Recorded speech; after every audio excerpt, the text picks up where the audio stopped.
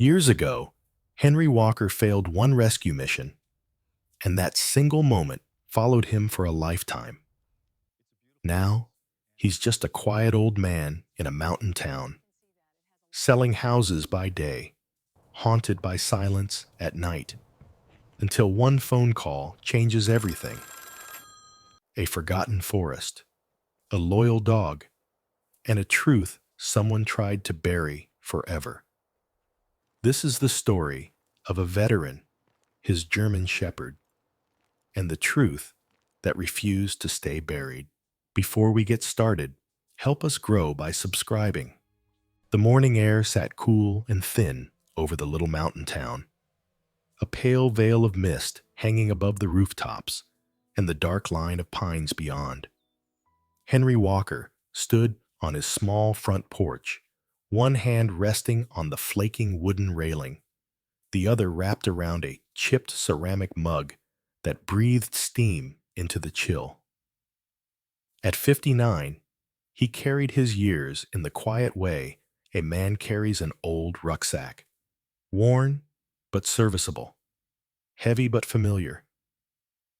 He was of average height, his frame a little leaner than it had been in his 40s, but his shoulders still broad in a way that hinted at decades of physical discipline.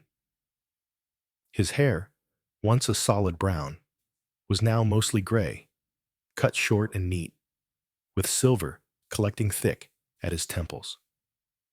A short, well-kept beard covered his jaw and chin, the salt and pepper stubble softening the angles of a face lined by sun, wind, and too many sleepless nights. His eyes were a muted blue, gentle at a glance, but if you looked too long, you saw the tired weight at the back of them, like someone had turned out a light in there and never quite turned it on again. He wore the same outfit he seemed to wear every day this time of year, a red and black buffalo plaid shirt jacket that fit him like an old friend, an ivory t-shirt visible at the collar, and just below the top buttons, dark blue straight-leg jeans faded slightly at the knees, and brown leather boots whose creases and softened edges told their own long story. Around his left wrist sat a military-style watch with a dark strap, the metal face scratched, but still ticking with a dependable, almost stubborn regularity.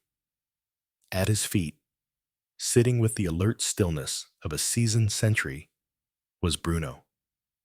The German shepherd was 7 years old, large, but not overweight, his body all sinew and strength beneath a thick coat of black and tan fur. A simple brown leather collar encircled his neck. Along his flank and just above one shoulder, faint, pale lines cut through the fur. Scars, the kind that looked like they had stories attached to them. His ears stood upright, eyes a deep, intelligent amber, following every small movement on the quiet street. When a pickup rumbled by in the distance, Bruno's head turned, then relaxed again when he decided it was nothing that needed his involvement. Henry took a slow sip of his coffee, watching his breath and the steam mingle in the cold. Mornings in this town had a way of feeling older than the clock suggested. The wooden houses with their peeling paint, the narrow two-lane road, the gas station with a single pump, the diner that smelled like burnt coffee and pancakes all year round. Everything here seemed to have already survived its best years and settled into a modest, stubborn kind of existence. Much like Henry himself, he thought, with a faint, crooked smile that didn't quite reach his eyes. On most days, his routine was simple, almost ritualistic. After coffee and a quiet moment on the porch, he would lock up, patting his jacket to make sure he had his keys, his phone, his wallet. Bruno, without needing a word, would trot alongside him to the old SUV parked at the curb. a vehicle kept clean and mechanically sound, not because Henry cared what clients thought of it, but because he had spent too many years in places where you only survived if your equipment worked when you needed it.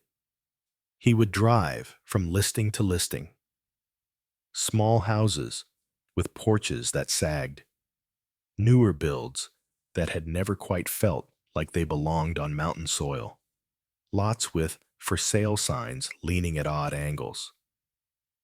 He walked clients through kitchens and living rooms, pointing out the way the light fell in the afternoons, the potential for a deck extension, the fact that the roof had been replaced 4 years ago. His voice was always calm, never pushy, and he listened more than he spoke. People said they trusted him, that he wasn't like the slick agents they imagined when they thought of real estate. Henry always just shrugged that off with a quiet, just doing my job. But somewhere deep down, he clung to that idea of trust, the way a man clings to driftwood in rough water. There was a time when trust had meant something else entirely.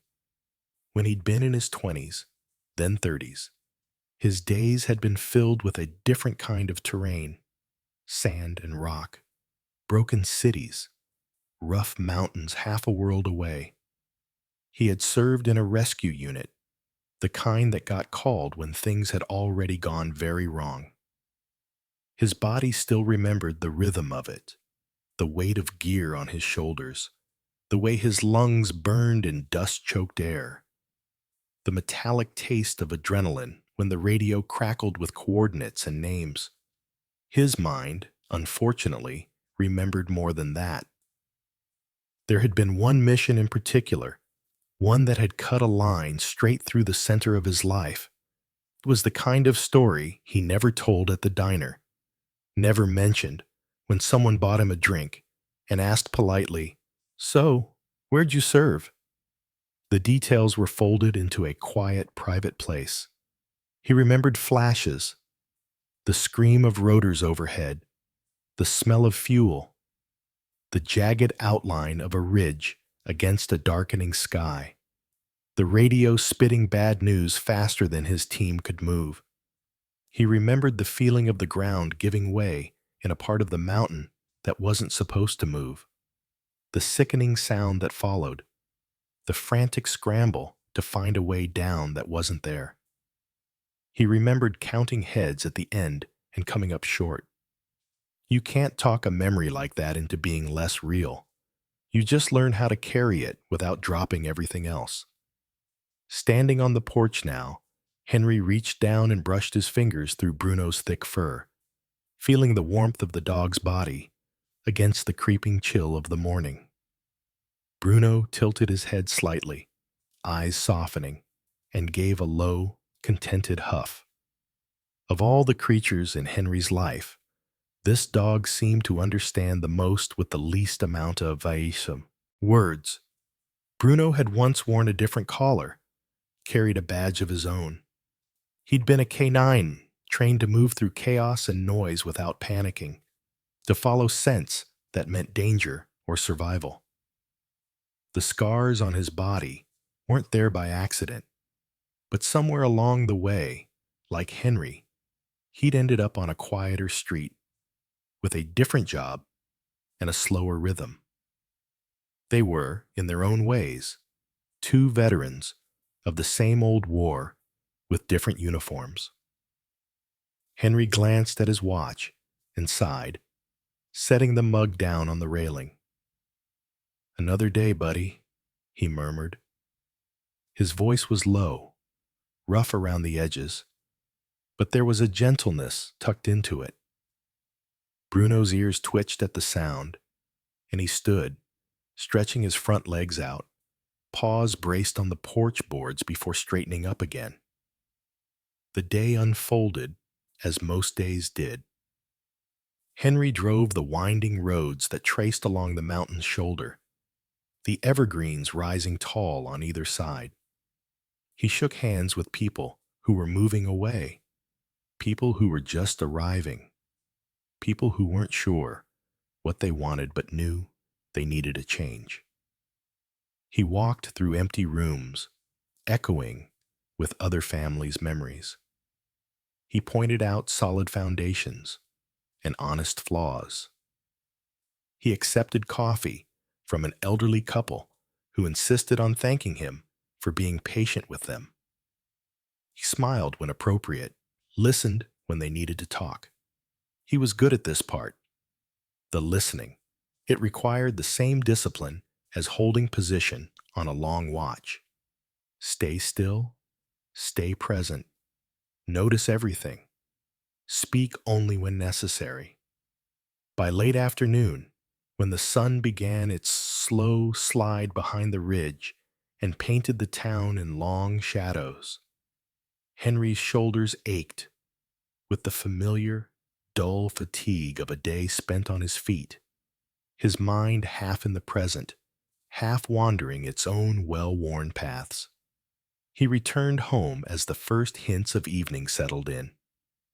The little house greeted him with its quiet, the kind of silence that might feel oppressive to some, but had become a companion to him. Inside, the furniture was simple and sturdy, nothing fancy, nothing that demanded attention. Bruno padded in behind him, nails clicking softly on the floorboards, then settled down in his usual spot near the old wooden chair that had long since molded itself to the shape of Henry's body. After a quick, uncomplicated dinner, something heated in a pan, eaten more out of habit than hunger, Henry sank into that chair. The springs creaked in familiar protest, then accepted his weight.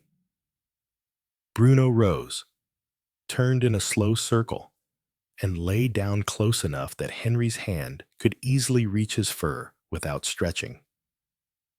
Outside the front window, the last light of the day faded, turning the world beyond the glass into an impression of black trees and a sky pricked with the first shy stars.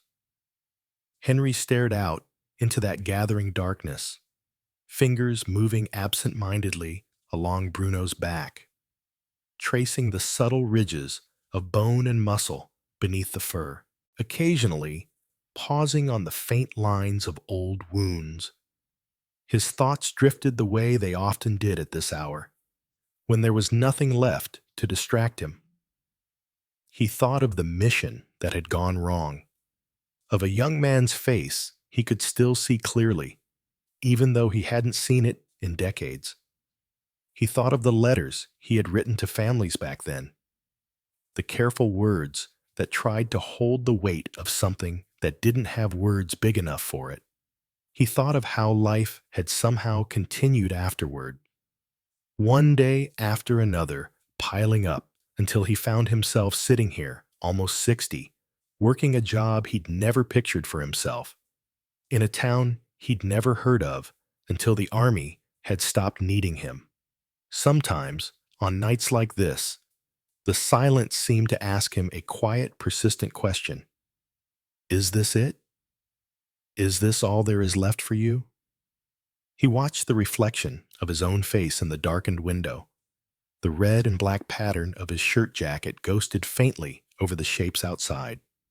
His eyes looked older in the glass, more tired. What are we still doing here, huh? He asked softly, not entirely sure whether he was speaking to Bruno or to the man in the window. Bruno's ear flicked, and he lifted his head just enough to rest his chin on Henry's thigh.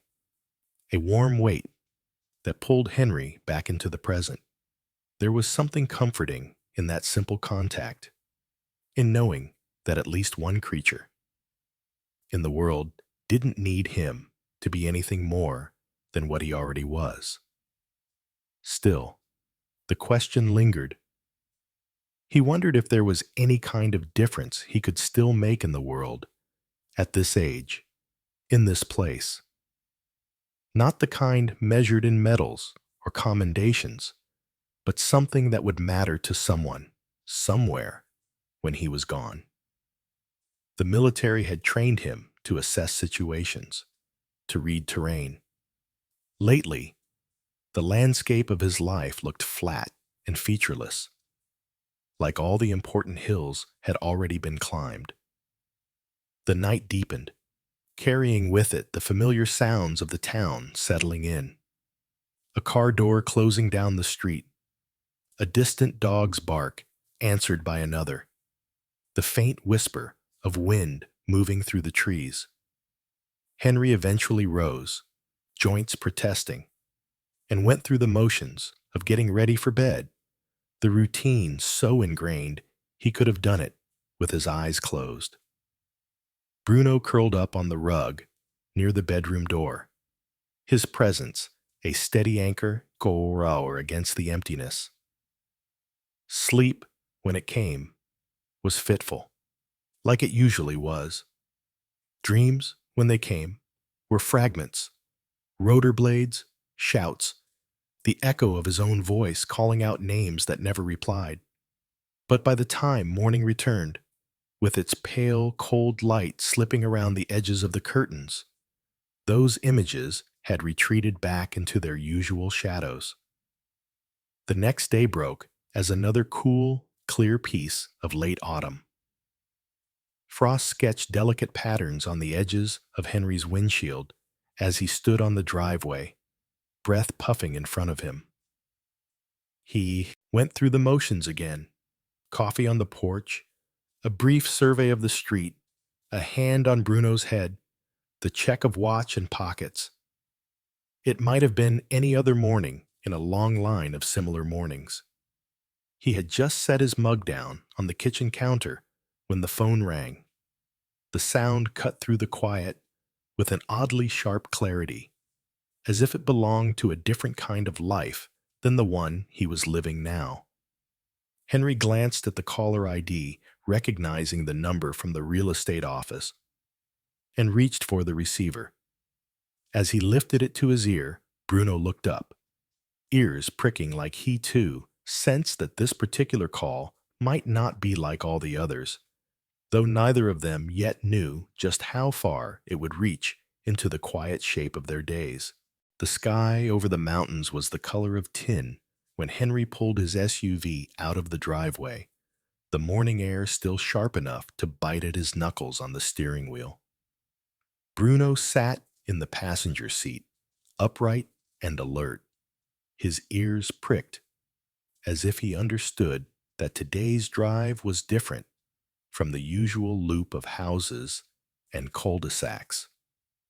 The red and black jacket across Henry's shoulders creaked softly as he shifted, the familiar fabric a kind of armor he no longer thought about.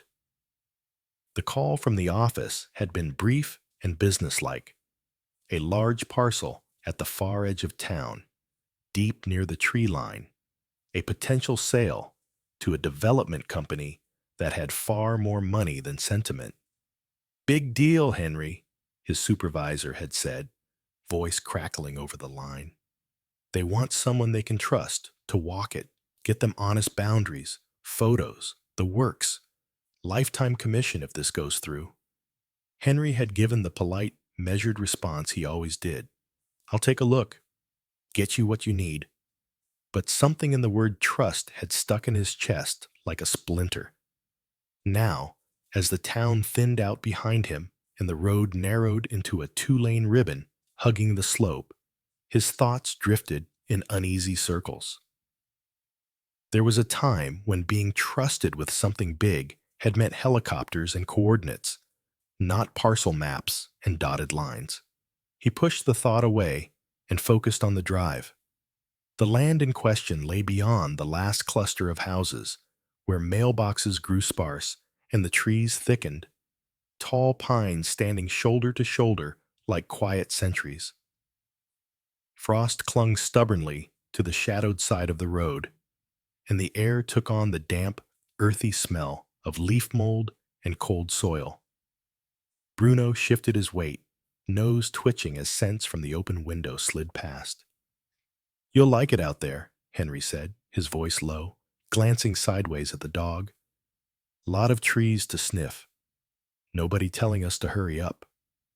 Bruno glanced at him with those amber eyes, then turned back to the window, as if accepting the plan. When the SUV finally left the main road, the asphalt gave way to a narrow gravel drive, barely wide enough for one vehicle. It wound through a stand of firs and birches, their skeletal branches scratching at the pale sky. The tires crunched softly, the sound swallowed quickly by the forest. A weathered wooden mailbox appeared on the right, leaning at a slight angle. The name Brooks stenciled on it in black paint that had begun to peel. Beyond it, tucked just inside the curtain of trees, was a small house of graying wood. The cabin sat low to the ground, its porch sagging a little at one corner, but smoke curled steadily from the chimney, and a row of potted plants, brown and dormant now in the cold, lined the steps as if waiting for spring. Henry parked in the patch of cleared dirt beside it and killed the engine. The sudden silence pressed in, broken only by the whisper of wind and a distant bird call. He took a moment before getting out, checking the folder on the passenger seat.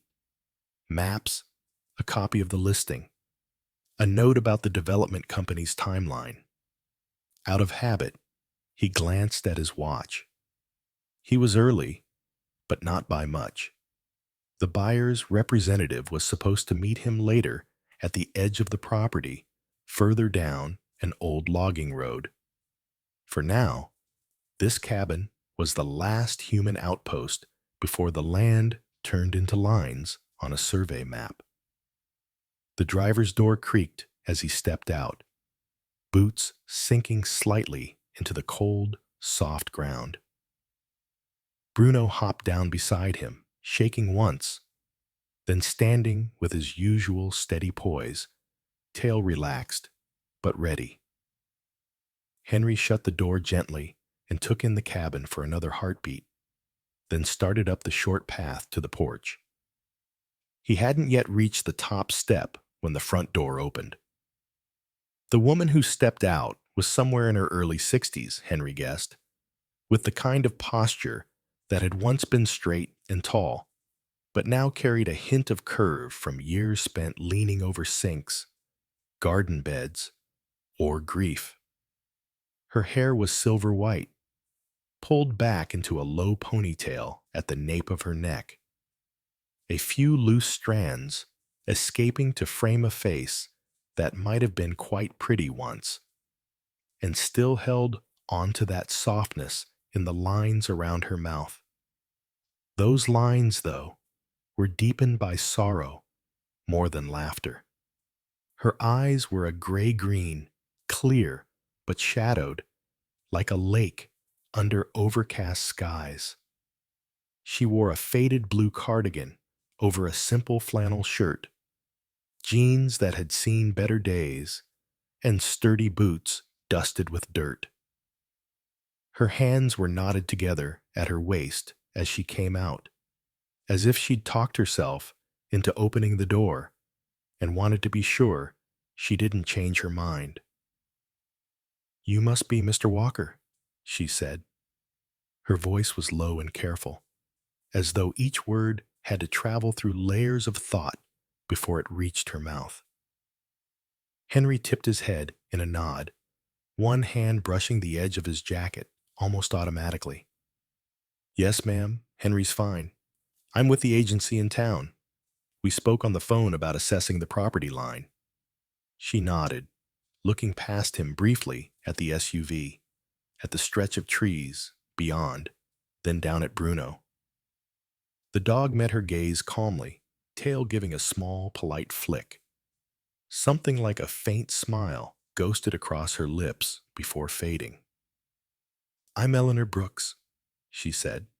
"This place belonged to my husband and me. Now it's just me, I suppose." There was no self-pity in the way she said it, only a tired acceptance, the way a person might note that summer had passed and winter had arrived.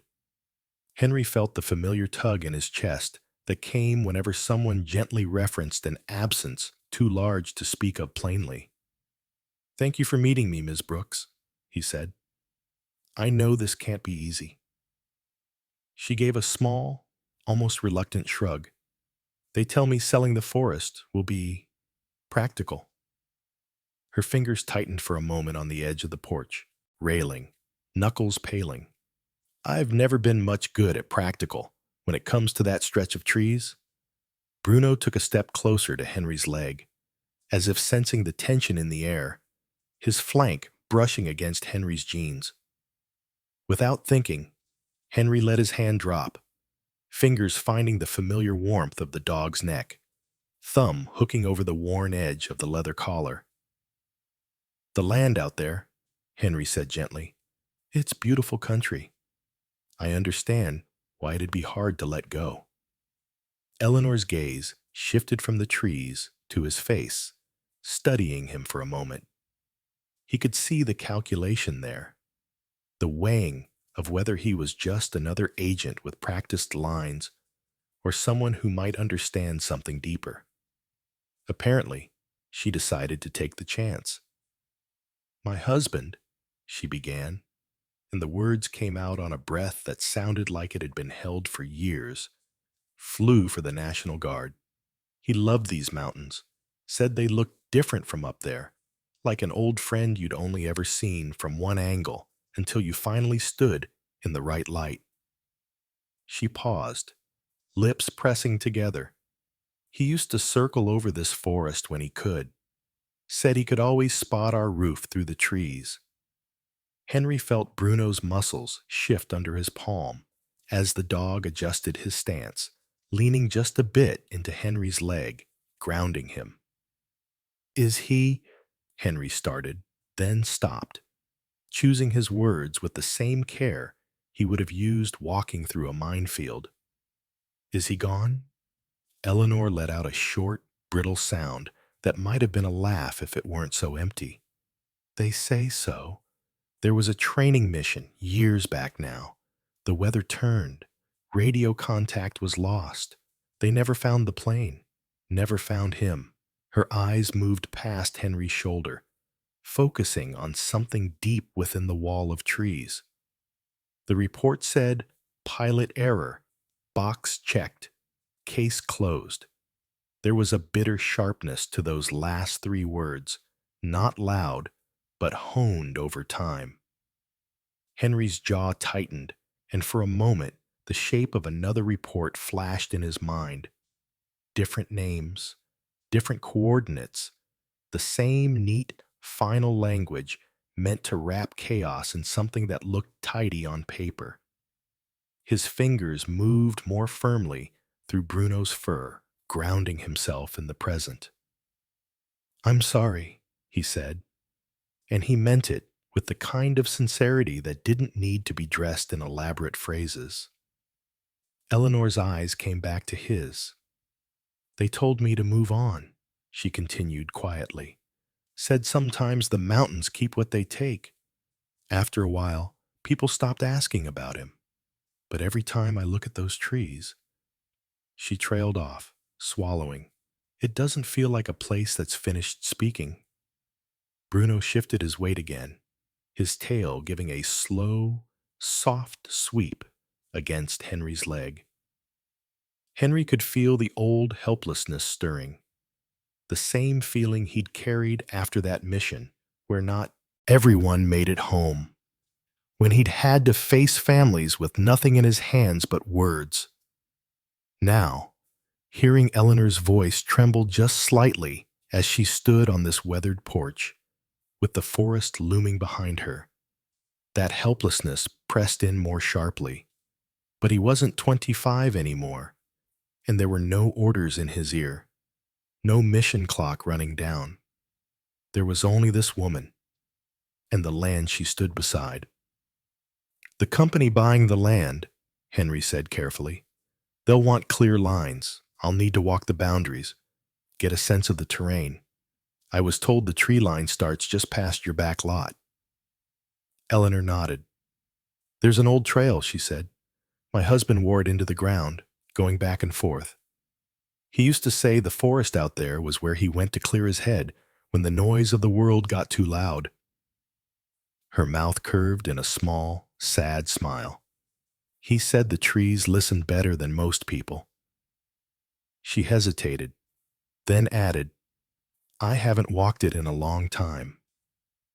Henry glanced toward the rear of the property where the trunks stood close together, their bases tangled in fallen leaves and underbrush. The air seemed cooler back there, heavier somehow. If you can point me in the right direction, I can manage from there, he offered, not wanting to assume more of her strength than she was ready to give. Eleanor's fingers tightened on the porch railing again, then slowly relaxed. If you don't mind, she said, and there was a fragile steadiness in her tone now, as if she'd made a decision while she spoke. I'd like to walk it with you, just once more. Henry looked at her, at the set of her shoulders, at the way her gaze didn't shy from the trees, even though grief sat so close beneath her skin. He understood, suddenly and completely, that this wasn't just about property lines for her. It was about crossing into a place that still belonged to a man the world had filed away as a footnote. I don't mind at all, he said, but it's not a sidewalk out there. It might be rough going.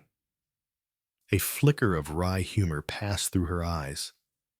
Mr. Walker, I've spent the better part of my life married to a man who thought rough going was a good reason to keep walking. I think I can manage a trail. For the first time, the shadow of who she might have been before loss settled over her features, someone with a quiet spine of steel beneath the softness. Henry found that he respected her for it. He glanced at Bruno, who was watching them both, head slightly tilted, as if waiting for his part in this new arrangement. You up for a hike, partner? Henry asked the dog. Bruno's response was a simple, decisive step forward toward the back of the house, as if he'd been marking the direction in his mind since they arrived. His tail lifted a notch, his whole body shifting into that subtle readiness Henry recognized from their early days together. Eleanor stepped back inside briefly, reappearing a moment later with a light jacket zipped up over her cardigan and a pair of gloves tucked into one pocket. Up close, Henry could see the faint swell of old calluses on her palms. A gardener's hands, or someone used to work that didn't mind dirt.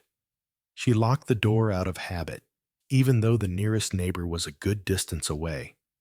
The three of them moved toward the back of the property together. The yard gave way quickly to wild ground, where grass surrendered to ferns and fallen needles. An old path did indeed appear, a faint indentation in the earth, marked by a few stones that had been placed deliberately along its edges long ago. Time had softened it, but not erased it. As they reached the point where the yard ended and the forest truly began, Henry felt the air grow cooler, tinged with the damp, rich scent of soil and decaying leaves. The trees rose up around them, tall and close, their branches overlapping to form a canopy that filtered the weak sunlight into a mottled, shifting pattern on the ground. The world of roads and roofs and mailboxes fell away behind them like something from another life. Eleanor paused for just a heartbeat at the first line of trunks, her gaze sweeping over them with a kind of wary affection, as if greeting old acquaintances who might not remember her. Bruno stood at Henry's side, muscles taut but not tense, his eyes scanning the dimmer spaces between the trees. Henry adjusted the strap of his satchel on his shoulder and took a slow breath. feeling the familiar prickle of awareness along his spine that came whenever he stepped into uncertain territory. "Well," he said quietly, more to himself than anyone, "let's see where this takes us." And together, one man in a red and black jacket, one woman with grief folded into the lines of her face, and one dog walking with the steady grace of a retired soldier, they crossed under the trees, letting the forest close around them like a door that only opened one way. The deeper they went, the quieter the forest became, as if each step carried them into a place the world had slowly forgotten. The narrow trail Eleanor had described thinned into little more than a suggestion in the undergrowth, pressed into damp earth by decades of passing boots that had long since stopped coming. The air grew noticeably colder, and the thick wall of pine began to break apart into scattered trees clinging stubbornly to steep, rocky slopes. Loose stones shifted underfoot, rolling softly downhill before vanishing into shadow. Henry moved with careful precision, placing each step the way he had learned to long ago. Body slightly angled forward for balance. Eleanor followed behind him, breathing steadily but with effort, one gloved hand occasionally brushing against the trunks of trees as if orienting herself by touch. Bruno ranged just ahead, no longer relaxed as he had been near the cabin. His head was low now, nose sweeping side to side, tail held level and still. The forest seemed to change around him, and Henry felt it too, not the dramatic shift of danger, but the subtle tightening that came when a place carried weight beyond its silence. Then Bruno stopped abruptly, not a playful pause, not a distracted halt to chase some scent of deer or rabbit, but a sharp, focused freeze. His ears snapped upright, body taut, a low sound rumbling deep in his chest. He turned his head slowly, deliberately, toward the slope rising to their left, and let out a short, restrained bark. "What is it, boy?" Henry whispered, already dropping his voice without realizing it. Bruno stepped off the trail without hesitation, moving with the controlled certainty of an animal following a command that had not been spoken aloud. Henry felt the quiet jolt of recognition in his chest, the stance, the intent, the absolute clarity of purpose. This was not the behavior of a curious dog. This was the posture of a working one. He glanced back at Eleanor. She had gone pale beneath the faint color in her cheeks, eyes fixed on Bruno. "He's found something," Henry said quietly. "Something that doesn't belong to the forest." They followed him as he cut across the uneven ground. Brambles tugged at Henry's jeans and jacket, and Eleanor caught her sleeve on a thorn, hissing softly as she freed herself. The slope grew steeper, the earth underfoot visibly disturbed in places, as though rain and time had been working to peel layers away. Bruno stopped again at a patch of exposed soil near a cluster of twisted roots, his nose pressing close to the ground. He pawed once, scraping back wet leaves and revealing a dull, unnatural curve beneath. Henry crouched, pushing aside debris with careful hands.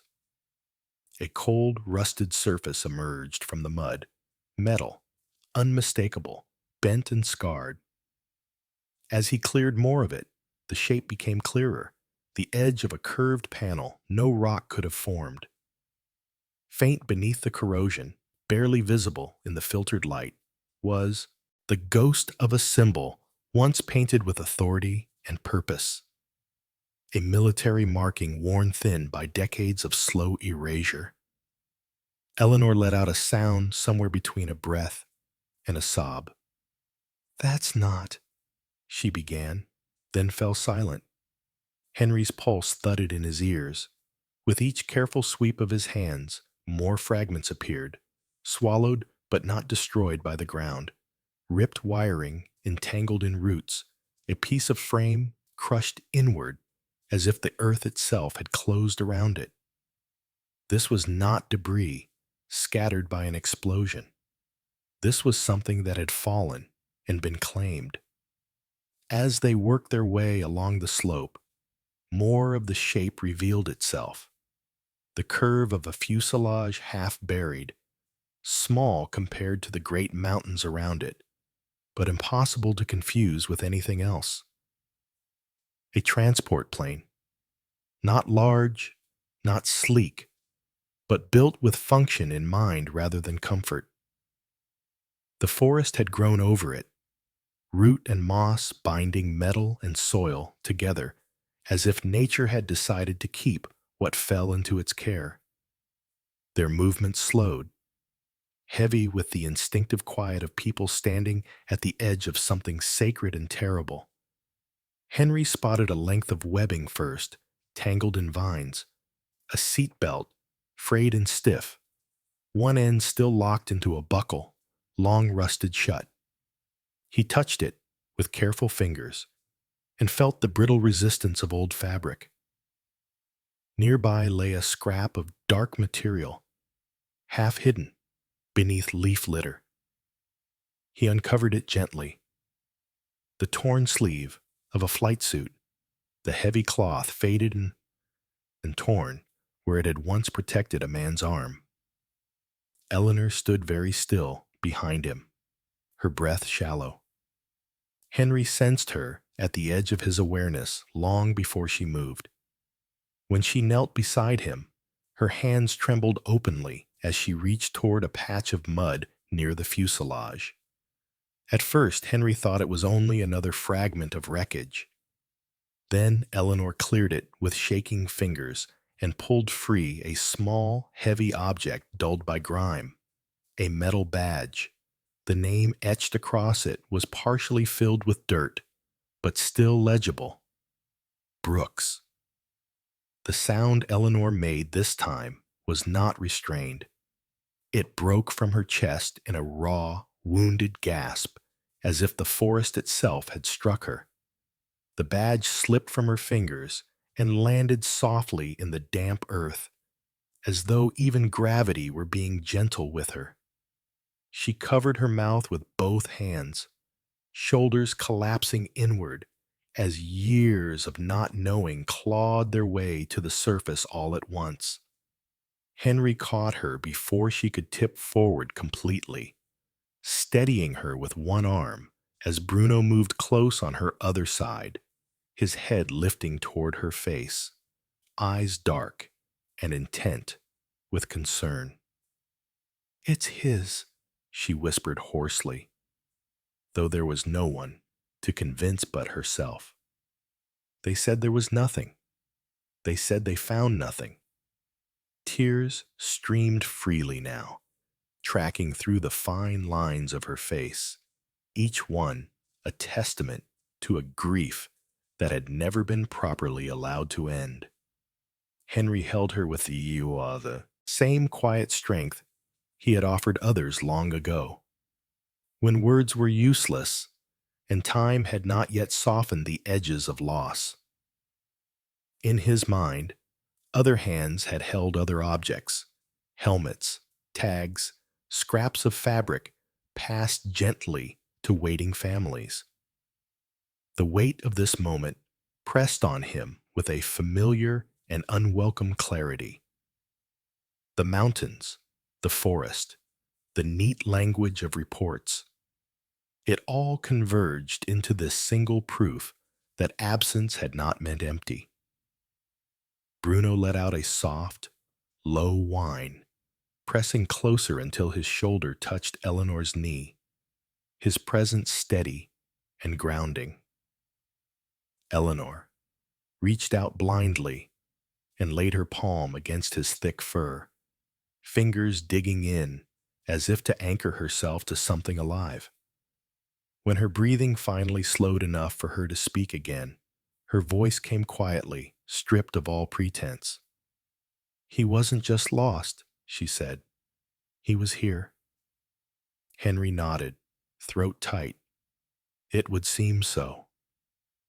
They sat in silence for a long moment, the cold air wrapping around them, the forest holding its breath. Henry's gaze moved back to the slope, tracing the contour of the buried aircraft as it disappeared into packed earth and stone. The instinct in him, the rescuer, the soldier, the man trained to move toward what others stepped away from, stirred uneasily. Somewhere beneath that soil lay more than twisted metal. There were answers, sealed by time and pressure, waiting in darkness.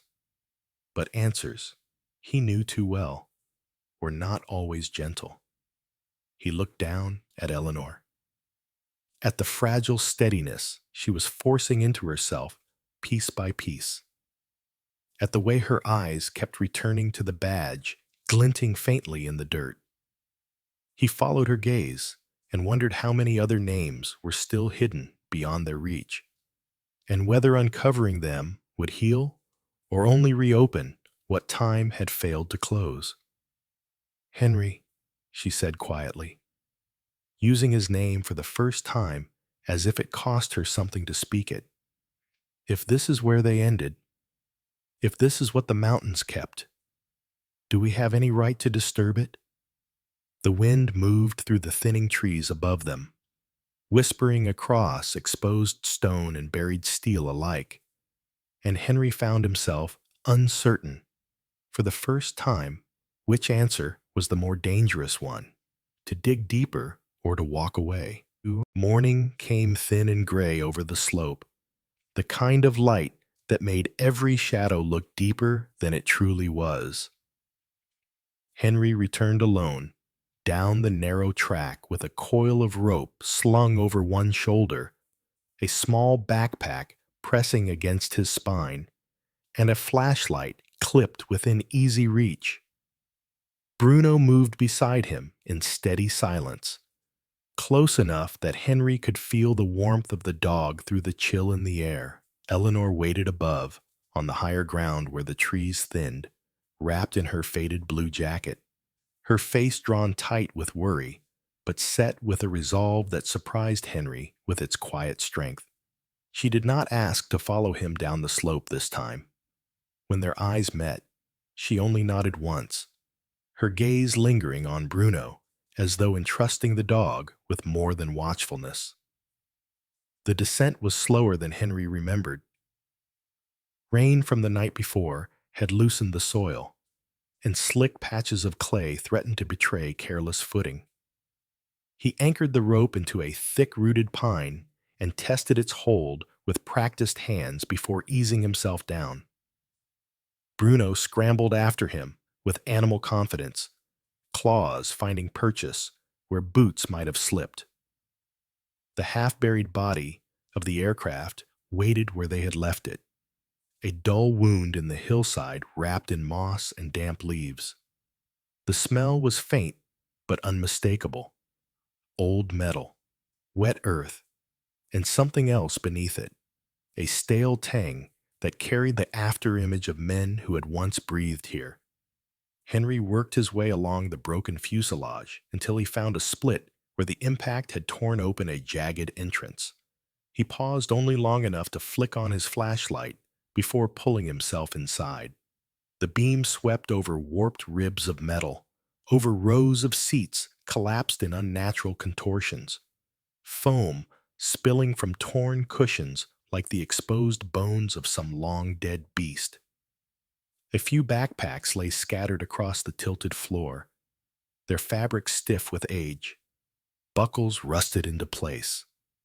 No bodies, no skeletons, only the heavy, suffocating sense of waiting that lingered in the air, as though the people who had once filled this space had simply stepped out of sight and never returned.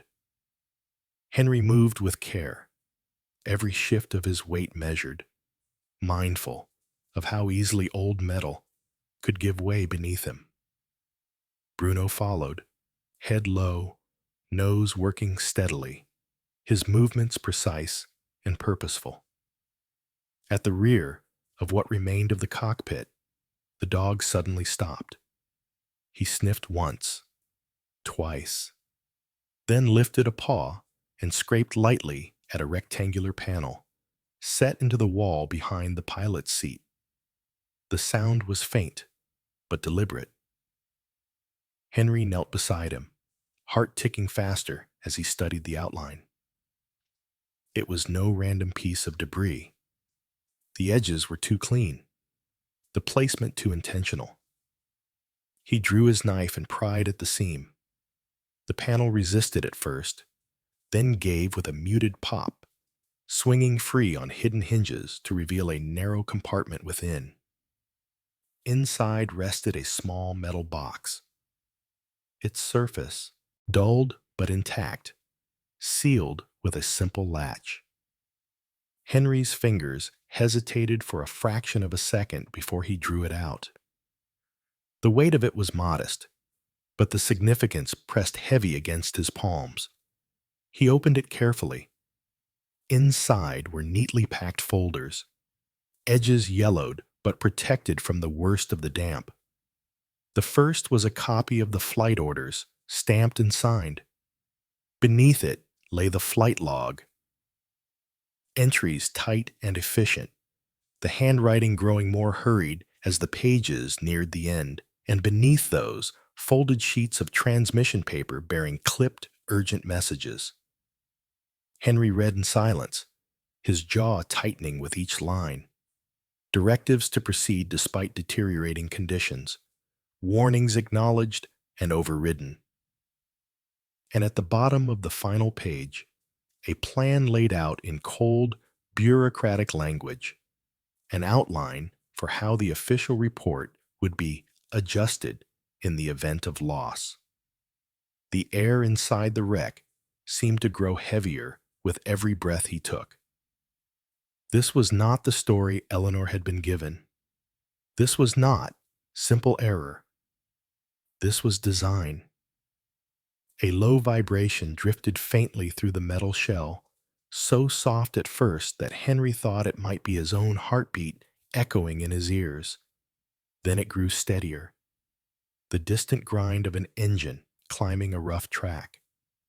Henry stilled, listening. Bruno's head lifted sharply, ears angling toward the sound. The engine cut out not long after, replaced by the closing of a door and the sound of boots on rock. A moment later, voices carried faintly through the trees above, still too distant for the words to be clear, but near enough to leave no doubt that they were no longer alone. Henry closed the metal box and slid it into his pack, just as movement appeared at the edge of his vision beyond the fuselage opening. The first man to step into view was in his late 40s, perhaps early 50s, tall and broad-shouldered, with the confident posture of someone used to commanding spaces that did not belong to him. His coat was unmistakably expensive, dark and tailored. The subtle logo of the development company stitched near the collar. His hair was neatly trimmed, graying at the temples in a way that suggested cultivation rather than concession, and his eyes were pale and assessing. A few steps behind him came another man, younger, early 30s by Henry's estimate, with a shaved head and the hard economical build of muscle trained for restraint rather than display. He wore no logo, no ornament at all, only a fitted jacket and gloves despite the mild cold. His gaze moved constantly, scanning the slope, the trees, the open mouth of the wreck, and finally settling on Henry and Bruno with practiced indifference. "This area is unstable," the first man called out, his voice smooth, carrying easily down the slope. "We were surprised to find anyone down here without proper clearance." Henry did not answer at once.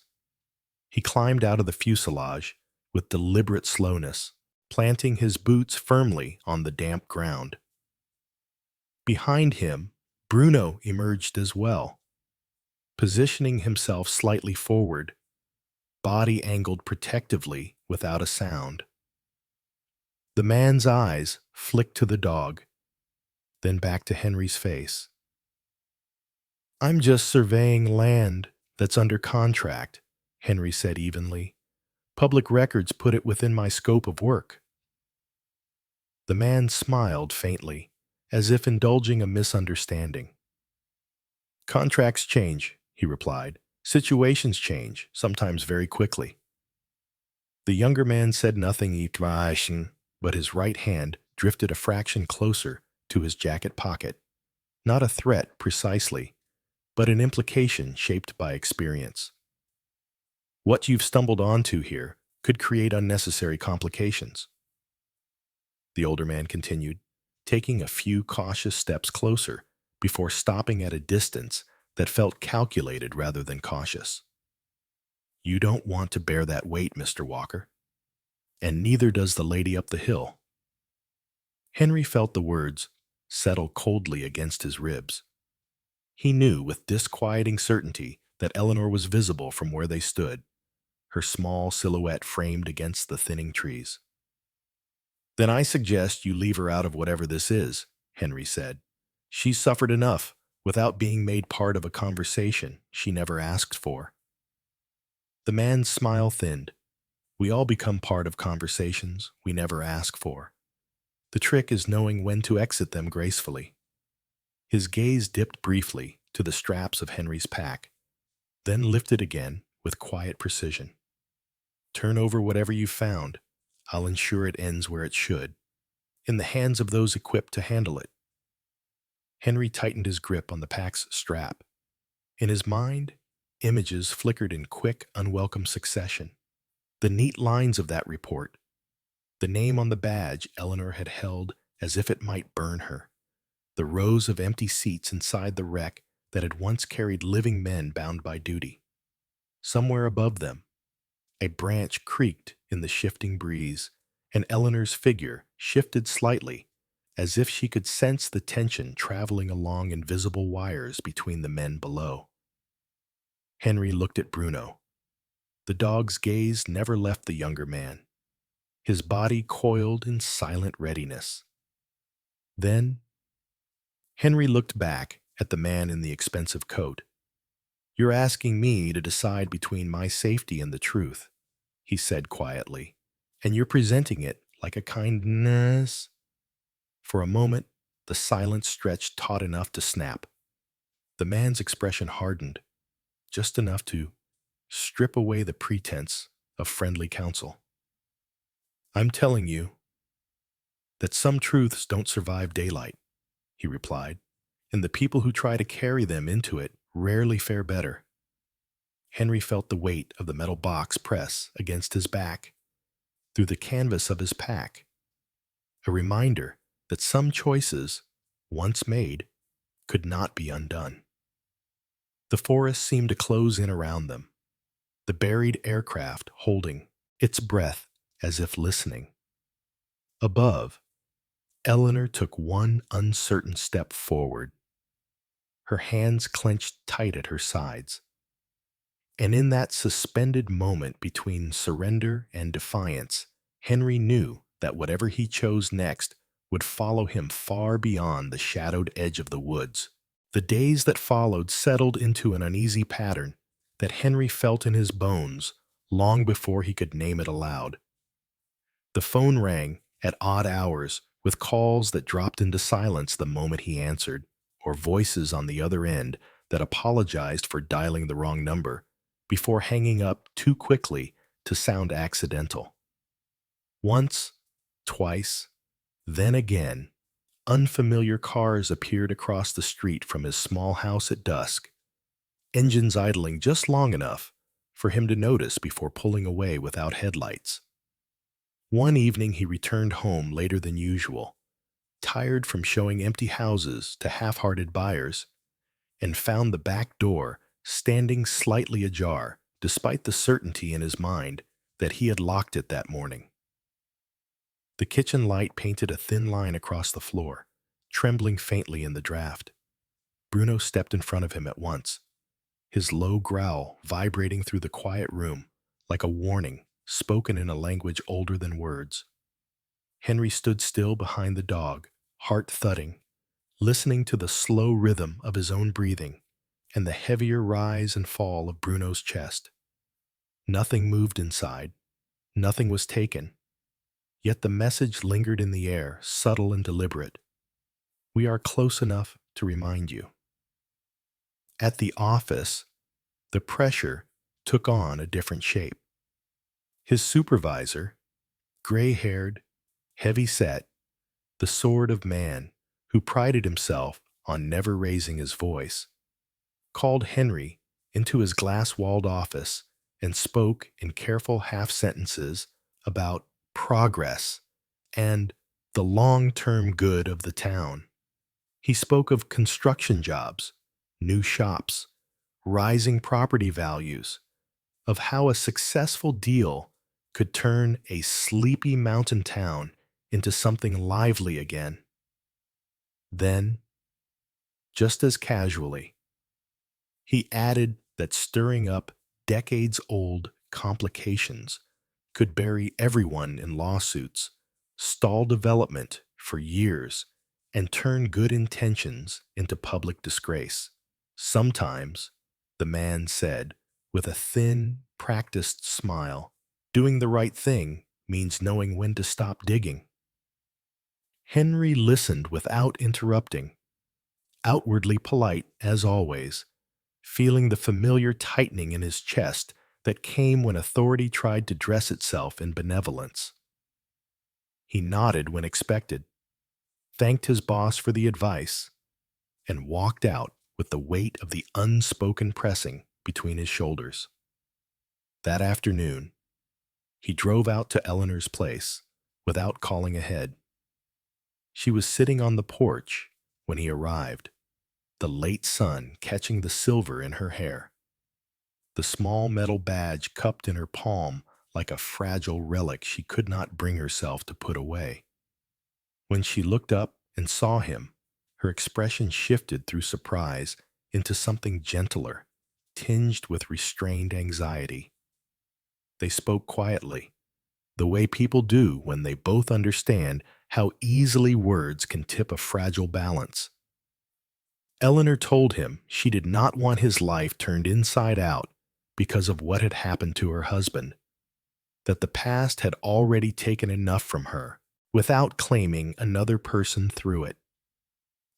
Yet even as she said it, her fingers closed around the badge as if it were the only thing anchoring the truth she had waited decades to touch. In her eyes, behind the caution and the care for his safety, lived a small, trembling hope that maybe, at last, her husband's name might be lifted from the shadow of quiet blame. Henry heard both truths in her voice at once, felt the pull of them like a current working him from opposite sides. That night, he sat alone in the dim living room, the red and black jacket still on his shoulders, as if he did not trust himself to set it aside. The house was quiet, except for the ticking of the old clock and the soft sound of Bruno's breathing as the dog rested his head against Henry's knee. In the half-light, memory rose, unbidden. The faces of men he had failed to bring home years ago, the steady trust in their eyes, before everything broke apart, the long silence that followed.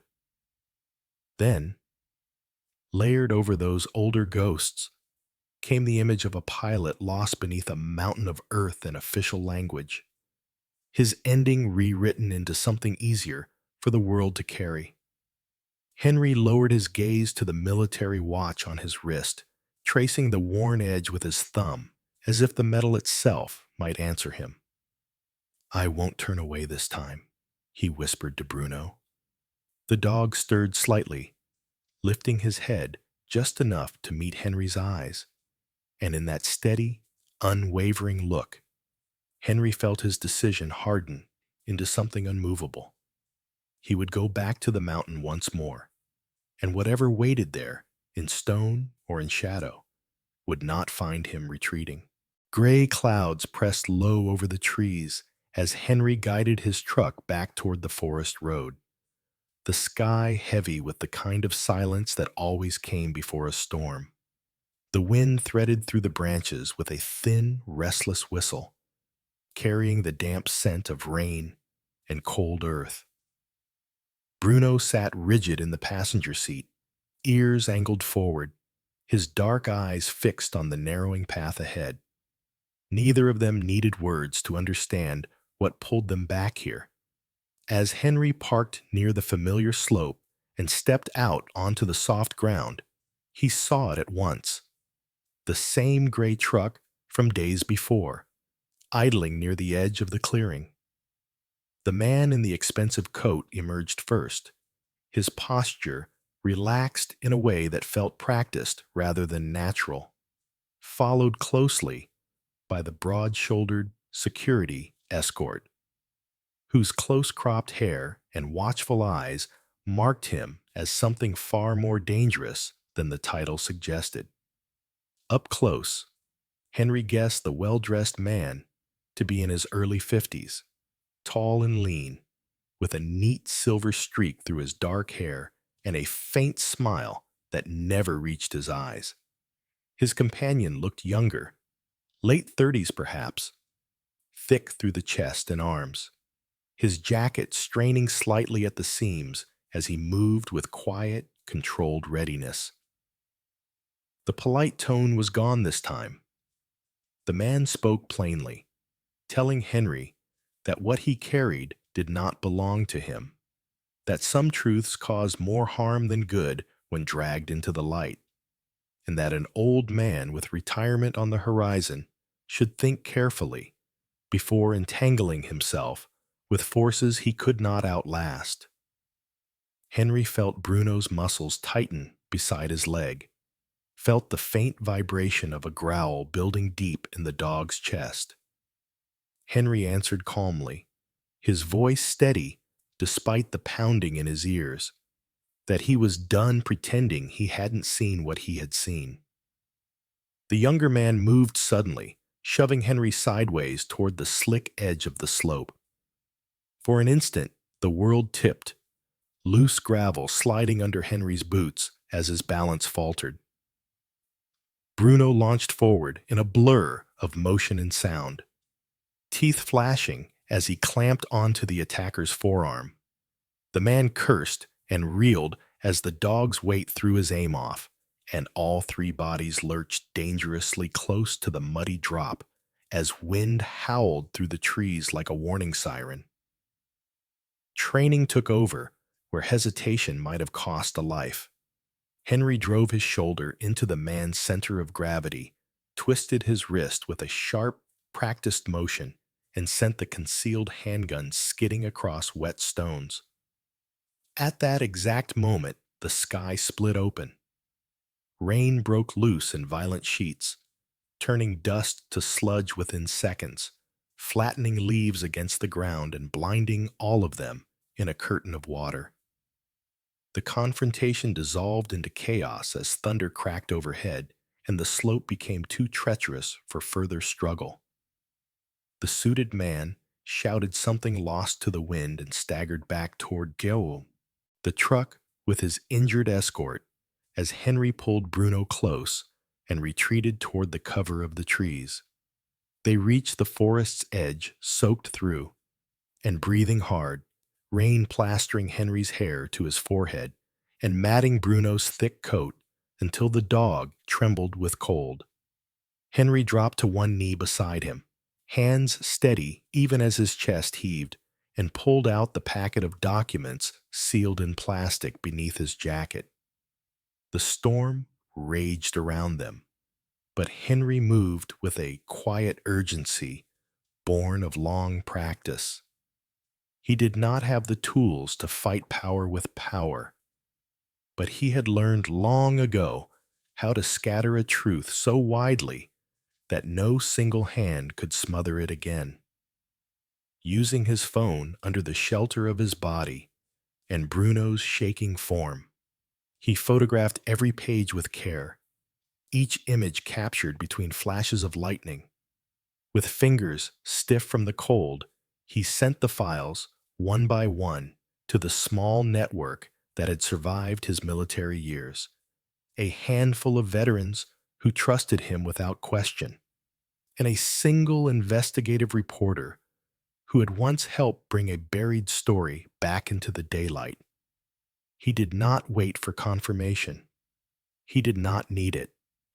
When he finally tucked the phone away, Bruno pressed closer, the dog's weight heavy and warm against his leg despite the shivering. Henry rested a hand on the wet fur, feeling the steady thrum of life beneath his palm, and for a long moment he let himself simply breathe. In that breathing space, doubt crept in as quietly as the rain.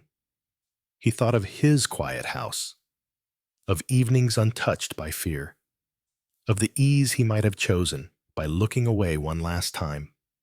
He also thought of the men who never made it home beside him years ago, of the pilot whose name Eleanor still held like a fragile promise, of all the lives that had been folded into silence for the sake of convenience.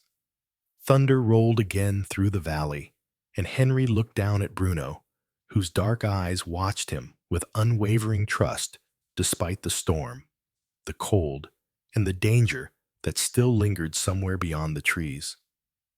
"It's done now, boy," Henry murmured, not certain whether it was reassurance or a confession. As the rain began, at last, to soften into a steady, cleansing fall, Henry felt the weight of his choice settle fully onto his shoulders, not as a crushing burden, but as a familiar gravity he had carried once before in another life. Whether what he had just set in motion would bring justice or only deeper trouble, he could not yet know. But for the first time in many years, he felt the ache in his chest align with the quiet knowledge that he had acted as the man he once promised himself to be. Months passed, with a different kind of waiting than Henry had ever known.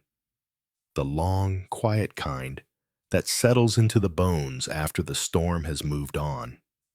Autumn rolled fully into winter, and winter finally gave way to the pale greens of early spring before the first headlines appeared. When the investigative report was released, it spread through the town like a low, steady tremor rather than an explosion. Long articles laid out the truth that had slept for decades beneath earth and official language. The concealed orders, the reckless command to fly under unsafe conditions, the quiet rewriting of blame that had left a dead man carrying a lie in place of his own name. The military, pressed by the weight of evidence now too widely scattered to retrieve, amended its records at last. The fault was formally placed where it belonged, on decisions made far above the cockpit. For Eleanor, the news arrived one gray morning in the form of a simple phone call. She stood on her porch, with the receiver trembling in her hand, listening as a distant voice confirmed what she had waited a lifetime to hear. When Henry reached her house later that afternoon, he found her seated quietly at the kitchen table, the old badge laid out before her like a thing finally at rest. She did not cry at first. She only placed her palm over the medal and looked up at him with an expression that held grief and relief in equal measure. "They said his name correctly," she whispered. It was enough to undo both of them at once. The ceremony was small, as the town itself was small, but no one who attended would ever call it insignificant. On the edge of the forest, a simple structure had been raised from the salvaged frame of the wreck, cleaned and set into place, not as a relic of disaster, but as a marker of memory. Flags stood at half-staff, and a line of aging veterans formed in quiet order on the damp ground, jackets buttoned against the morning chill, heads held with a dignity shaped by years rather than rank. Eleanor stood at the front, pale but steady, her silver hair caught back by a dark ribbon, the badge pinned carefully over her heart. Henry took his place a few steps behind her, his red and black jacket bright against the subdued tones of the crowd. Bruno lay at his feet, calm and watchful, chin resting on his paws like an old soldier content to keep one last vigil. There were no grand speeches, only names spoken aloud, one by one, into the open air where they could finally land without disguise. When the final salute sounded, quiet and solitary in the space between trees, Henry felt something inside his chest ease that he had carried so long he had begun to think it part of his own structure. Later, he would learn that the corporation responsible for the development project was now under investigation, its plans halted indefinitely. In its place, a smaller local group, backed by volunteers and modest grants, had already begun the slow work of building a walking trail and a memorial park through the surrounding woods. It would not make anyone rich, but it would give the town something steadier than that. Work, yes, but also a story it no longer had to outrun.